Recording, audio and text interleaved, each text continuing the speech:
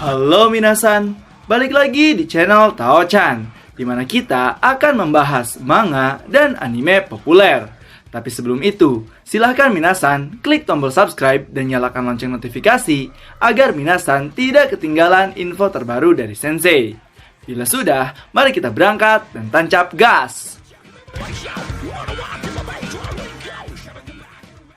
Oke minasan, pada video kali ini, Sensei akan membahas terkait manga spin-off Lubu, di mana pada pembahasan kali ini adalah pembahasan terkait chapter 22, yang mana akan melanjutkan kisah masa kecil Lubu.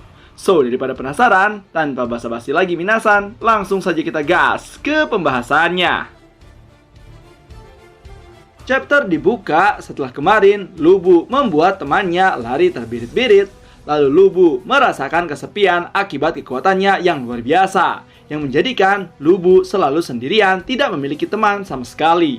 Dan pada saat Lubu melamun, tiba-tiba sang ayah Lu Xiang langsung menghampiri Lubu sambil mengusap kepalanya dan berkata, "Ada apa, Nak?" Namun di sini Lubu hanya terdiam, tidak menjawab pertanyaan dari ayahnya. Dan seketika ayahnya langsung teralihkan pandangannya pada seekor babi tangkapan Lubu yang sangat besar, dan dia berkata, "Wow, besar sekali. Apa ini hasil buruanmu?" Kemudian Lubu menganggukkan kepalanya. Saking senangnya Lu Xiang, dia terus mengusap kepala Lubu dan berkata, aku tidak akan heran sih, hehehe." Yang kemudian Lu Xiang langsung mengajak Lubu pulang untuk memasak makanan hasil buruan Lubu. Kemudian pada suatu hari ketika Lubu sedang memasak, terdengar keributan di rumahnya, yang mana ayah Lubu dibawa oleh dua orang yang ternyata ayah Lubu jatuh sakit akibat terlalu memaksakan diri untuk bekerja. Pada saat setelah dibaringkan, orang-orang berkata, "Kenapa Anda memaksakan diri, Lusan? Ini gara-gara hakim sialan itu. Sejak dia datang, pajak dinaikkan secara drastis dan ini akan membuat kita kelaparan." Lubu yang mendengar itu hanya terdiam diri. Lalu, panel pun berpindah pada kediaman hakim di Kabupaten Wuyuan, di mana di tempat tersebut pemerintah menagih pajak yang sangat tinggi. Dan terlihat seseorang yang sujud sambil memberikan pajak pada hakim di sana. Hakim itu berkata, "Hanya ini saja, hah?" Pria itu menjawab, "Ya Tuan, bila saya menagih lebih banyak, maka pekerjaan orang-orang semakin sengsara." Kemudian hakim itu memegang bibir pemimpin desa dan berkata, "Tidak masalah. Dan bagaimana dengan pekerjaan orang-orang? Jika mereka tidak bisa bertahan, sebaiknya mereka mati juga, bukan? Kau juga hidup sudah lama, bukan, orang tua jompo?" Yang ternyata dia adalah Hakim Litang. Lalu hakim itu pun berkata lagi, "Apa kau mendengarkanku? Tanah ini adalah milik Kekaisaran Han. Itu artinya semuanya adalah milikku." Sambil dia mengacungkan sebuah gunting, dia berkata lagi, "Lidah itu hanya membuat alasan konyol. Bagaimana jika aku memotongnya? Karena kau sudah tidak membutuhkannya lagi, benar?" Sambil mengancam seorang kepala desa dengan gunting tajamnya. Dan dia di sini memerintah seperti seorang raja, padahal dia hanyalah kepala atau hakim di kabupaten sana. Setelah itu, panel pun kembali lagi ke kediaman Lubu, di mana terlihat dua orang yang tadi membantu ayahnya masih berada di sana sambil meratapi nasib mereka dengan berkata, "Orang itu sama sekali tidak menganggap kita sebagai manusia. Dia berencana untuk mengeksploitasi kita dan hanya bisa memeras kita. Sialan. Kita bekerja dan dia berani mempekerjakan lebih dari 100 tentara untuk memeras kita. Jika kita menentang mereka, apa yang akan terjadi kepada kita? Saat ini kita tidak punya pilihan selain meninggalkan tanah ini." Kemudian terlihat Lubu yang mendekati ayahnya, dan di sini terlihat juga Lusan dalam keadaan setengah sadar langsung mengangkat tangannya dan mengusap kepala Lubu sambil berkata, "Nak, jangan khawatir, aku akan segera membaik setelah aku tidur." Dan setelah itu Lusan tertidur. Tapi terlihat wajah Lubu yang sangat menyeramkan, di mana Lubu merencanakan sesuatu.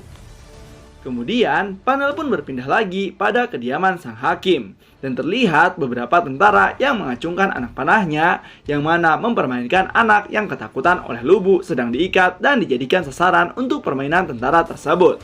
Di sini terlihat bocah itu sangat ketakutan, namun tidak ada seorang pun yang menolongnya. Tentara di bawah hanya menertawakannya dan langsung melesatkan anak panahnya, yang ternyata panah tersebut meleset hanya menggores ke arah pipinya saja.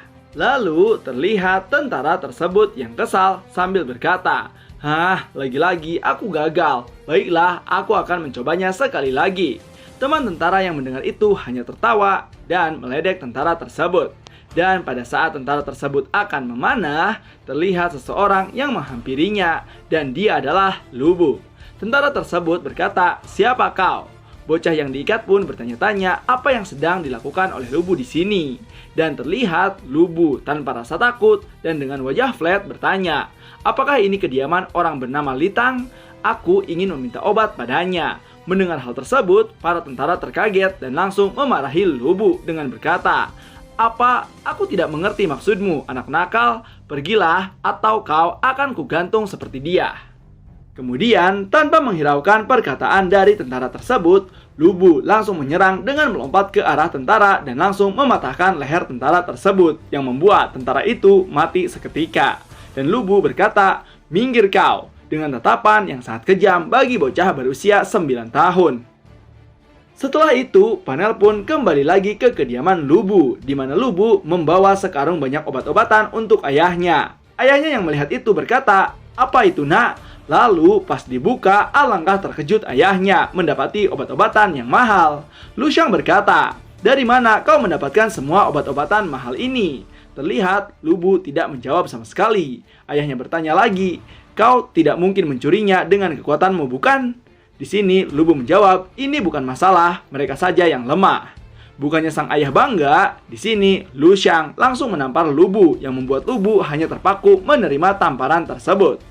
Lu Xiang pun menamparnya berkali-kali hingga dia menangis dan berkata, "Kenapa kau melakukan hal ini?"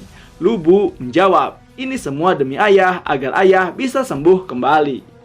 Lalu di sini Lu Xiang berkata, "Dengarkan aku, Lubu, kau ini sangat kuat, tapi kau terlalu kuat jika kau menggunakan kekuatanmu dengan tidak benar, dan jika itu terjadi, maka hal itu akan membawamu menjadi orang yang kesepian nantinya. Itu sebabnya kau harus menggunakannya untuk orang-orang yang kau sayangi. Kekuatan itu untuk orang lain yang lebih lemah darimu." Mendengar hal tersebut, Lubu menjawab dengan sangat angkuh, "Aku tidak butuh teman, semuanya lebih lemah dariku. Aku tidak tertarik dengan orang-orang lemah." Lalu Lu Xiang berkata, "Apapun itu, carilah di sisa hidupmu nanti. Carilah pria perkasa yang sama denganmu. Kau bisa bertarung dengannya dengan sekuat tenagamu." Mendengar hal tersebut, Lubu hanya tercengang, lalu dia berkata, "Pria perkasa?" Lu Xiang menjawab, "Ya, itu benar. Pria itu pasti akan menjadi teman sejatimu." Lubu pun tercengang lagi dan dia berkata, "Teman sejati?" Lu Xiang menjawab, "Itu benar, Lubu. Pasti pria itu juga sedang menunggumu," sambil memeluk Lubu. Kemudian, panel pun berpindah lagi ke kediaman Litang, sang hakim di Kabupaten Wuyuan. Di sana terjadi sebuah kekacauan yang mana istananya dirampok oleh Lubu. Para tentara langsung melapor kepada Litang. Mereka berkata, "Kami menemukan pencuri yang menyerang istana. Dia tinggal di distrik perantauan, sepertinya dia adalah anak yang bernama Lubu." Litang pun berkata, "Anak ini ya. Dia mematahkan leher 2 orang penjaga, dan dengan kekuatannya, dia menghancurkan pintu yang kokoh ini. Dan bisa dikatakan, dia hanya mencuri obat-obatan yang mahal. Aku tidak bisa langsung percaya bahwa itu adalah ulah seorang anak kecil." Dengan tatapan yang curiga, Litang berkata lagi, "Tapi tidak apa-apa, tidak masalah jika lawannya adalah anak-anak. Siapkan prajurit sekarang juga. Ini adalah kesempatan yang bagus untuk memberikan peringatan kepada orang-orang liar itu. Apa yang akan terjadi jika mereka menentangku?" Dengan tatapan yang penuh kekejaman dan kelicikan dari seorang hakim Litang. Dan panel pun selesai. Nah, itulah dia minasan terkait pembahasan chapter ke-22 Spin of Lubu, yang mana mengisahkan kisah Lubu yang sangat overpower, di mana dia menentang langsung Hakim Litang untuk menyembuhkan ayahnya sendiri. Dan akan seperti apakah kelanjutan ceritanya? So, tetap saksikan di channel Tao-chan agar minasan tidak ketinggalan info terbaru dari Sensei. Sekian dari Sensei, and bye-bye!